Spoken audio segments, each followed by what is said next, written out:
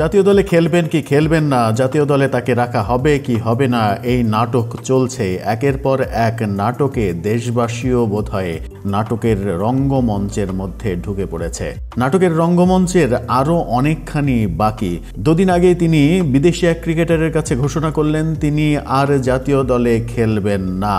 শহীদ আফ্রিদির কাছে সেই ঘোষণার পর এবার আবারও খেলার মন মানসিকতা নিয়েই বোধহয় বিসিবির সঙ্গে দর কষাকষি করছেন। সিলেটে মিটিং হয়েছে নির্বাচক কমিটির সঙ্গে, বিসিবির সঙ্গে তামিম ইকবালের কথা বলছি।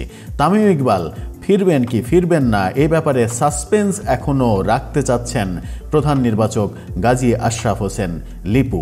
অভিমানে জাতীয় দল থেকে বিদায় নিয়েছিলেন তামিম ইকবাল। অবসর ভেঙে জাতীয় দলে আবার ফেরার ঘোষণাও দিয়েছিলেন।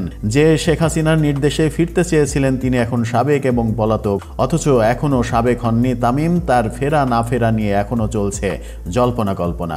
শেখ হাসিনার সঙ্গে দহরম মহরম সম্পর্কের পর এবার অন্তর্বর্তীকালীন সরকারের ক্রীড়া উপদেষ্টার সঙ্গেও দেখা যাচ্ছে তার দহরম মহরম সম্পর্ক, তাই তাকে নিয়ে এত বেশি আলোচনা এমনটাও মনে করেন অনেকে।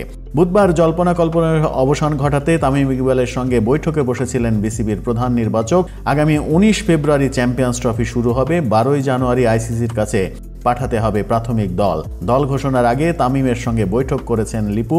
বৈঠক শেষে সাংবাদিকদের জানিয়েছেন চূড়ান্ত সিদ্ধান্ত নেওয়ার আগে সময় চেয়েছেন তামিমের সঙ্গে বৈঠকে আলোচনার বিষয়ে লিপু ধৈর্য ধরার পরামর্শ দিয়েছেন এবং তামিমের ফেরা নিয়ে একটু কৌতূহল থাকুক এমন বার্তা দিয়েছেন। তামিম জানিয়েছেন তিনি পরিবারের সঙ্গে আলাপ করে সিদ্ধান্ত নেবেন জাতীয় দলে খেলবেন কি খেলবেন না।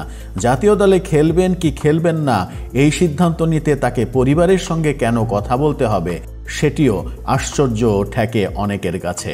সব মিলিয়ে তামিম ইকবাল নাটক আবারও মঞ্চে নিয়ে আসলো বিসিবি। এই নাটক কবে পরিসমাপ্তির দিকে যাবে সেটাই এখন দেখার বিষয়।